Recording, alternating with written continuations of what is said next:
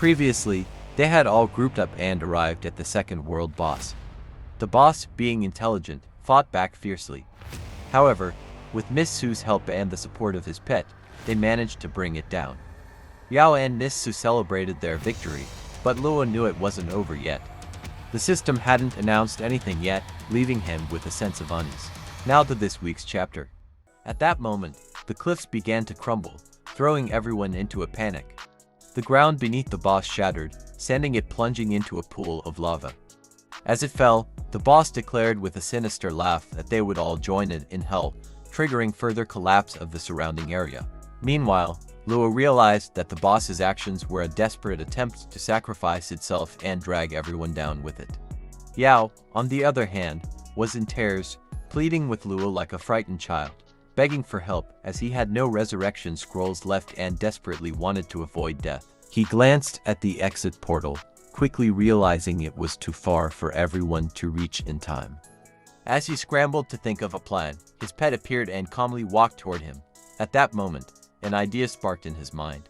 Without wasting a moment, he grabbed Yao, who was still crying and confused about why his brother had suddenly picked him up.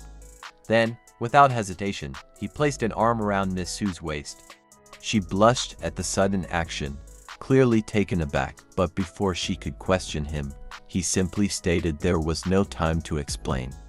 With determination, he stepped forward, channeling all his strength. He tossed them both toward his pet, shouting to grab its attention. The creature turned, confused about what was expected of it, but Luo quickly commanded it to act.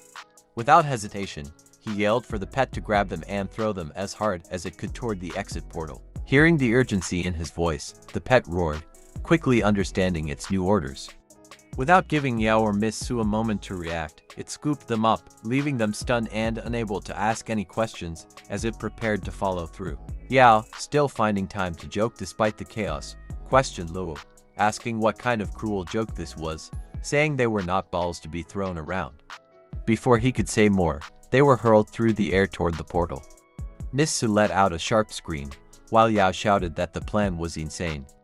Mere moments later, they landed outside the portal, safe but disoriented. Yao hit the ground flat on his face, groaning in discomfort as he realized they had survived. They both sat up, with Yao unable to believe they had survived.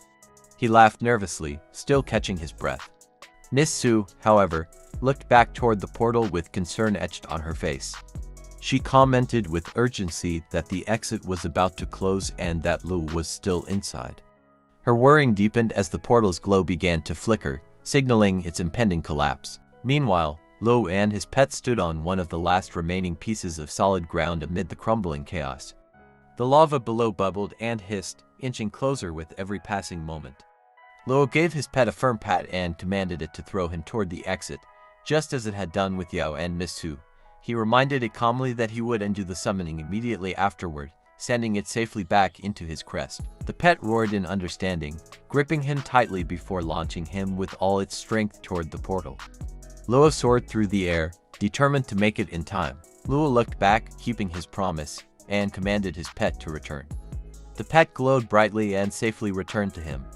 But just then, a voice called out as the ground trembled, questioning if Luo thought he was truly safe. He was almost at the portal, just a few steps away, but suddenly the voice laughed maniacally. It declared that Luo should join him as the boss fired a final energy beam, using the last of its strength. The beam shot toward him with deadly intent before the boss faded away, its presence diminishing as the energy surged. Seeing the attack, Luo panicked for a moment, realizing that the beam would stop his momentum and send him back. He quickly thought of a plan. Summoning another fireball, he shot it back toward the direction his pet had thrown him from. The fireball smashed into the ground, creating a massive explosion that rocked the area. Meanwhile, outside, Miss Su continued to worry, commenting that the portal was getting smaller. Yao, still panicking, shouted that Luo had sacrificed himself to save him. But just then, a beam of light shot past them at incredible speed, catching their attention. They turned, recognizing the source of the light, and understanding that it could only mean one thing. Yao called out to Luo, overjoyed to see that he had made it out in time. As the dust slowly settled, Luo took a moment to reflect on how his fireball blast had propelled him forward, just in time to avoid the energy beam that shot past him. It had been a close call, and he couldn't help but smile at how narrowly he had escaped. Looking over at Su and Yao, both of them were safe, and he felt a sense of relief. The danger had passed, and he understood now that the mission was over. Despite the chaos, they had made it through together, and he could finally relax, knowing that everyone was okay. As they both rushed over, Miss Su quickly wiped away her tears and asked if he was alright, her concern evident. Yao, on the other hand, tried to act unaffected, brushing it off with a casual comment, claiming he wasn't worried one bit and that he always knew his brother, Luo, would make it through. Luo smiled, appreciating their reactions, and reassured them that he was fine. He explained that he was just recovering from a bit of backlash from a skill he had used during the battle, but other than that, he was unharmed. Just then, an area announcement echoed, declaring that Luo, Miss Su, and Yao had successfully cleared the second world boss, thus completing the second world. The system congratulated them all for their achievement, marking the moment with a sense of triumph and accomplishment. Yao's eyes lit up with joy as he read the message. He turned to his brother, Luo, thanking him for his hard work, claiming that their success was all because of Luo's efforts. He then offered a reward of 5 million but quickly reconsidered, changing it to 1 million instead, thinking that would be a more fitting reward. Luo closed his eyes and replied that the mission was over now, and he was heading off first to go home and rest. However, just as he was about to leave, Miss Su called out to him, telling him to wait, as she had something to discuss with him. Miss Su informed him that Chen Jun had left the Misty Rain Pavilion, warning him to be careful as she knew what kind of person Chen was. She reminded him that Chen would likely seek revenge against him in the future.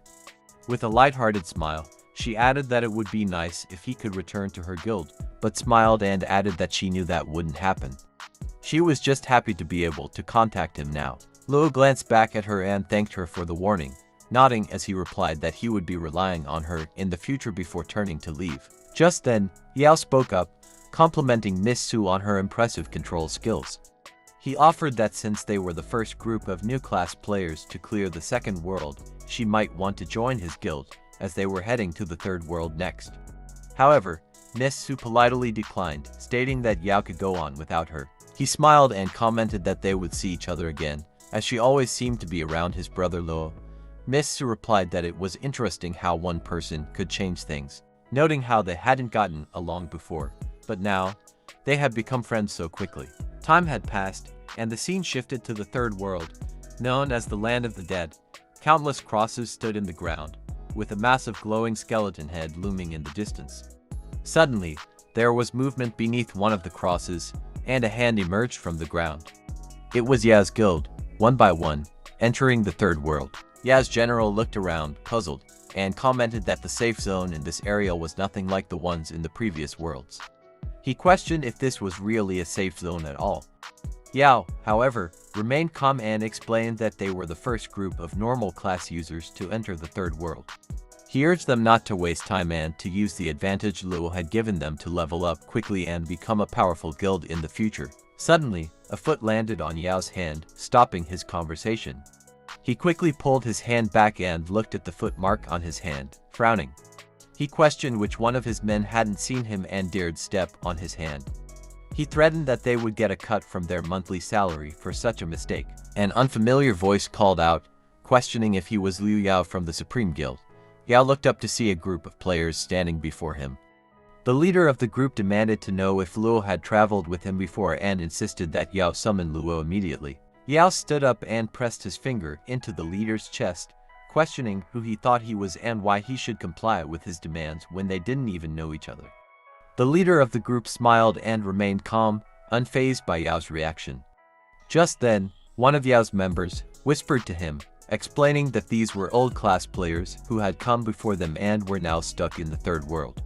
The member recommended they call Luo over to handle the situation. However, Yao was unmoved. He dismissed the suggestion, stating that he wouldn't let these old players try to manipulate him into betraying his brother Luo. He would never allow it. The leader commented that Yao was not willing to listen and drew his weapon. He looked at Yao, his expression serious, and said that he had given him the opportunity to settle things without bloodshed. But now, he warned, don't blame him for not holding back. Thanks for watching. If you enjoyed it, please subscribe and like. It really helps me out.